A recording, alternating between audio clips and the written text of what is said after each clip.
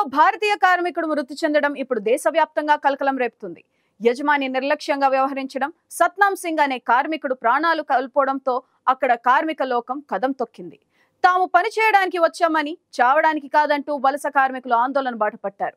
దీంతో భారత్తో సంబంధాలు దెబ్బతినే ప్రమాదం ఉందని గ్రహించిన ప్రధాని జార్జియా మెలోనీ అప్రమత్తమయ్యారు. పార్లమెంట్ వేదికగా ఈ ఘటనపై స్పందించిన మెలోనీ బాధిత కుటుంబానికి అండగా ఉంటామని, దోషులను కఠినంగా శిక్షిస్తామని ప్రకటించారు.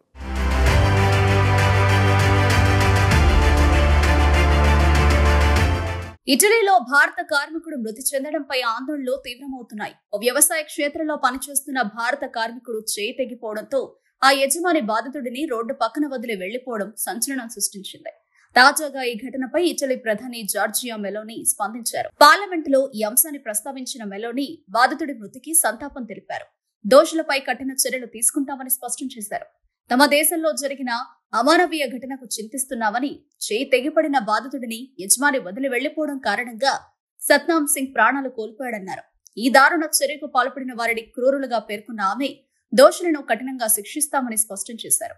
మరోవైపు ఈ ఘటనను నిరసిస్తూ ఇటలీలో పనిచేస్తున్న వేల మంది కార్మికులు ఆందోళన చేపట్టారు. ఇటలీలో బానిసత్వం అంతం కావాలంటూ కార్మికులు ప్రదర్శనలు నిర్వహిస్తున్నారు. ఇటలీలో పనిచేసే కార్మికులను కుక్కల కన్నా హీనంగా చూస్తున్నారని, ఇక్కడ శ్రమ దోపిడీ ఎక్కువగా జరుగుతోందంటూ భారత కార్మికులు ఆవేదన వ్యక్తం చేస్తున్నారు. ఇటలీలో పని చేసేందుకు తాము వచ్చామని, చావడానికి కాదంటూ వారు ఆందోళనలు నిర్వహిస్తున్నారు.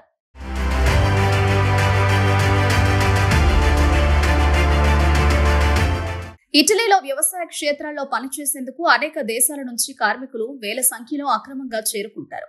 అదేవిధంగా భారత్లోని పంజాబ్కు చెందిన సత్నాం సింగ్ అనే వ్యక్తి ఎలాంటి అనుమతులు లేకుండా ఇటలీలోని లాటినా ప్రాంతంలో పనిచేసేందుకు వెళ్లాడు. ఓ పొలంలో పనిచేస్తుండగా ప్రమాదవశాత్తు సత్నాం సింగ్ చేయి తెగిపోయింది. తీవ్ర రక్తస్రావంతో ప్రమాదకర స్థితిలో ఉన్న సత్నాం సింగ్ ను ఆసుపత్రికి తరలించాల్సిన యజమాని నిర్లక్ష్యంగా వ్యవహరించాడు. తీవ్ర గాయమై బాధపడుతున్న సత్నాం సింగ్ ను ఓ చెత్త బస్తాలో ఉంచి రోడ్డుపై వదిలేసి అక్కడ నుంచి వెళ్లిపోయాడు. ఈ విషయాన్ని గమనించిన అతడి భార్య, స్నేహితులు పోలీసులకు సమాచారం ఇచ్చారు. దీంతో వెంటనే స్పందించిన అధికారులు తీవ్ర గాయాలతో ఉన్న అతడిని ఎయిర్ అంబులెన్స్ లో హాస్పిటల్ కు తరలించారు. ఆసుపత్రికి తీసుకురావడం ఆలస్యం కావడంతో సత్నాం సింగ్ చికిత్స పొందుతూ మృతి చెందాడు. ఈ ఘటన ప్రస్తుతం ఇటలీ వ్యాప్తంగా కలకలం రేపుతోంది. ఈ ఘటనపై పార్లమెంట్ లో ఇటలీ కార్మిక శాఖ మంత్రి మెరీనా స్పందించారు. ఇది నిజంగా అనాగరిక చర్య అని, ఇప్పటికే ఈ ఘటనపై కేసు నమోదు చేశామని, అధికారులు దర్యాప్తు చేస్తున్నారని, బాధ్యులను శిక్షిస్తామని బాధిత కుటుంబానికి హామీనిచ్చారు. ఇక ఇటలీలో కార్మికులకు తాము అండగా ఉంటామంటూ సెంట్రల్ లెఫ్ట్ డెమోక్రటిక్ పార్టీ తెలిపింది. గ్యాంగ్స్టర్లకు వ్యతిరేకంగా గౌరవప్రదమైన పని, జీవన పరిస్థితుల కార్మికులకు అండగా తమ పోరాటం కొనసాగిస్తామని తెలిపింది.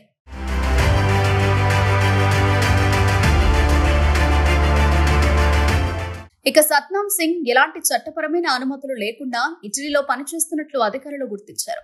బాధితుడిని ఆసుపత్రికి తరలించాల్సిన యజమానులు చెత్త మూటలా వదిలేసి వెళ్లిపోయారని, ఇది హారర్ చిత్రాన్ని తలపిస్తోందని ట్రేడ్ యూనియన్ మండిపడింది. ఇదిలా ఉండగా ప్రస్తుతం భారత్, ఇటలీ మధ్య మంచి సత్సంబంధాలున్నాయి.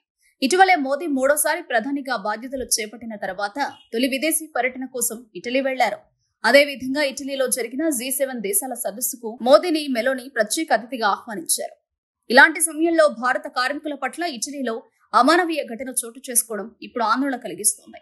ఈ ఘటనతో ఇటలీలో పనిచేసే కార్మికుల భద్రతపై అనుమానం వ్యక్తమవుతోంది. దీన్ని దృష్టిలో పెట్టుకుని జార్జియా మెలోనీ పార్లమెంట్ లో ప్రకటన చేసినట్టు తెలుస్తోంది. ఇక ఈ ఘటనపై స్పందించిన ఇటలీలోని భారతీయ రాయబార కార్యాలయం బాధిత కుటుంబానికి సహకరించేందుకు ప్రయత్నిస్తున్నామని తెలిపింది.